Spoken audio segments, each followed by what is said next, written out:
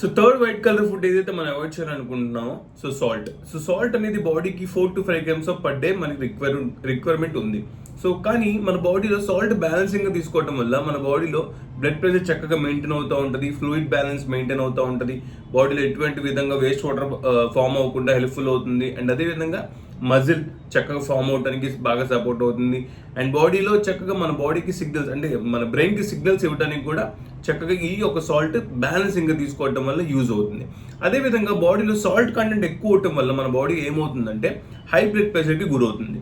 So main thing high blood ప్రెషర్కి ఎక్కువ వచ్చినప్పుడు ఎక్కువ మందికి పెరాలసిస్ స్ట్రోక్ కామన్గా సిమ్టమ్ కనిపిస్తూ ఉంటుంది. ఎందుకంటే వాళ్ళు నుంచున్న బాడీలో బ్లడ్ థిక్ అవటం వల్ల బ్లడ్ క్లాట్స్ ఎక్కువగా ఫామ్ అవుతూ ఉంటాయి. అందువల్ల ఈ హై బీపీతో ఎక్కువగా ఫేస్ చేసే వాళ్ళు ఆటోమేటిక్గా వాళ్ళకి ఎటువంటి ప్రాబ్లమ్స్ వస్తున్నాయి అంటే హార్ట్ ప్రాబ్లమ్స్ ఎక్కువగా కనబడుతున్నాయి. సో హార్ట్ ప్రాబ్లమ్స్ ఎక్కువ ఉన్నప్పుడు ఏమవుతుందంటే సో స్టంట్స్ వేయడం కానీ, సర్జరీస్ చేయడం కానీ, ఓపెన్ హార్ట్ సర్జరీలు చేయడం కానీ అండ్ ఇట్లాంటి ప్రాబ్లమ్స్ మనం చూస్తానన్నాం. నెక్స్ట్ థింగ్ ఏంటంటే ఆస్టియోపరోసిస్ అంటే కీళ్ళవాతం. సో కీళ్ళవాతం మెయిన్ థింగ్ ఎందువల్ల వస్తుందంటే సాల్ట్ ఇంటేక్ ఎక్కువ ఉండటం వల్ల బాడీలో ఆస్టియోపరోసిస్ అనే ఇబ్బంది వస్తూ ఉంటుంది బాడీకి ఎక్కువ మందికి సాల్ట్ ఎక్కువ తీసుకోవడం వల్ల. మన బాడీలో వాపులు ఎందుకు వస్తాయి మనకు అర్థం కాదు. సో దేనివల్ల అంటే సాల్ట్ ఇంటేక్ ఎక్కువ ఉండటం వల్ల బాడీలో వేస్ట్ వాటర్ ఫామ్ అయిపోయి ఎక్కువగా స్వెల్లింగ్స్ అనేది చూస్తూ ఉంటాం మనం. సో సాల్ట్ కంటెంట్ ని కంట్రోల్ చేసుకుంటే చాలా మంచిది. నెక్స్ట్ థింగ్ ఏంటంటే మన బాడీలో మజిల్ వీక్ అయిపోతూ ఉంటుంది. అంటే మజిల్ అనేది బాడీకి ఎక్కువ అంటే సాల్ట్ ఎక్కువ తీసుకోవటం వల్ల మన బాడీలో మజిల్ వీక్ అయిపోతూ ఉంటుంది.